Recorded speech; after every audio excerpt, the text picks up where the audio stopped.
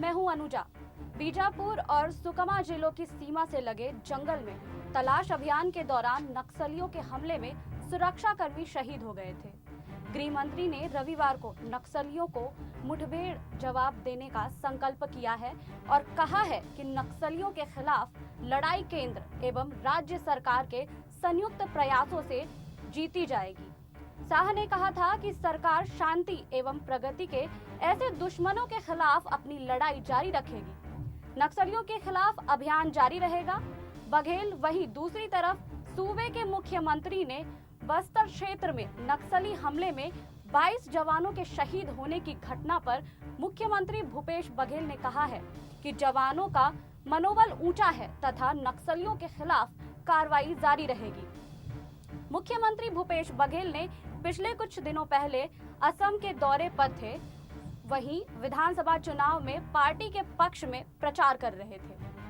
बघेल ने कहा है कि हमारे सुरक्षा बल बुलंद हौसलों के साथ नक्सलियों से उनकी मांग में घुसकर लड़ाई लड़ रहे हैं।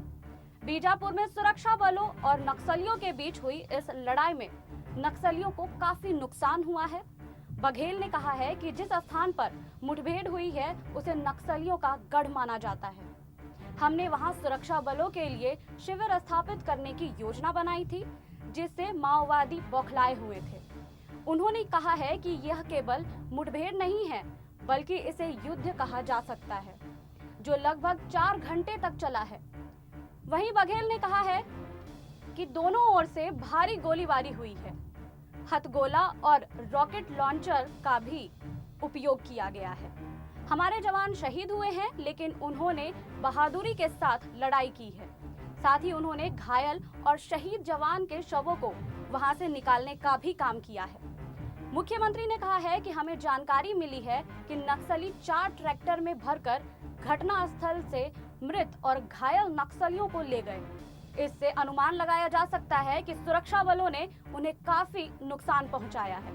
मुख्यमंत्री ने इस घटना में सूचना तंत्र के असफल होने से इनकार किया है। कहा है कि यह पुलिस शिविर का हमला नहीं है, हम उस क्षेत्र में नक्सल विरोधी अभियान में थे। हम सुकमा, बीजापुर और दंडेवाड़ा की तरफ से बढ़ते जा रहे थे तथा शिविर की स्थापना कर रहे थे। नक्सली अब 40 गुना 40 वर्ग किलोमीटर के क्षेत्र में सिमट कर रह गए हैं। यह उनकी बौखलाहट है। हम उस क्षेत्र में शिविर स्थापित करने वाले थे, उसे स्थापित करेंगे।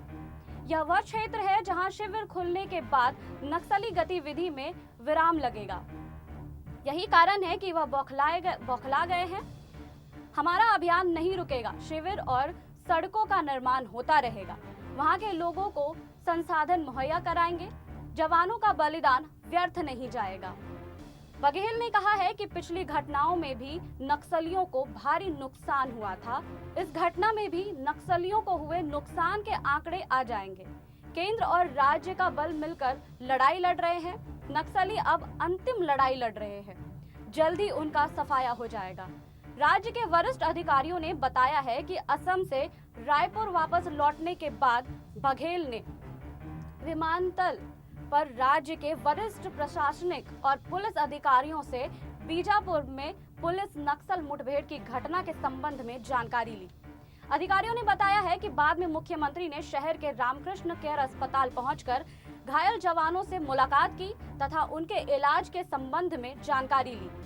उन्होंने बताया है कि बघेल ने घायल जवानों को बेहतर स्वास्थ्य सुविधा मुहैया कराने का निर्देश दिया। इधर राज्य के मुख्यमंत्री विपक्षी दल भारतीय जनता पार्टी ने राज्य सरकार पर गैर जिम्मेदाराना रवैये अपनाने का आरोप लगाया है।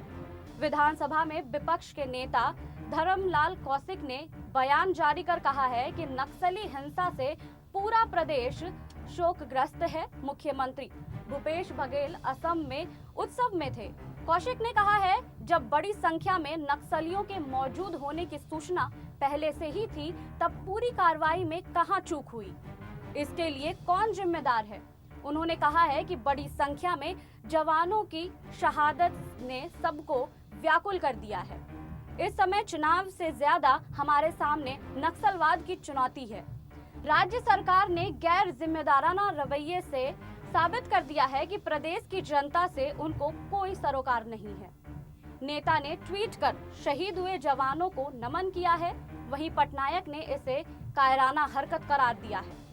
ओडिशा के मुख्यमंत्री नवीन पटनायक ने रविवार को छत्तीसगढ़ में हुए नक्सली हमले को कायराना हरकत करार दिया है। वहीं राज्य के पुलिस निदेशक अभय ने ओडिशा में माओवादी के खिलाफ अभियान में तेजी लाने की बात कही है। मुख्यमंत्री ने बयान जारी कर हमले में शहीद हुए जवानों के परिवार के प्रति संवेदना जताई है। साथ ही घायल हुए जवानों के जल्द स्वस्थ होने की कामना की है। वहीं अन्य राज्य के मुख्यमंत्री, मंत्री और कई नेताओं ने ट्वीट कर अपनी प्रतिक्रिया जाहिर की है, जवानों को नमन किया है। आपको हमारी ये रिपोर्ट कैसी लगी, हमें कमेंट बॉक्स में बताइए। बाकी और खबरों के लिए देखते रहिए SPN 9 न्यूज।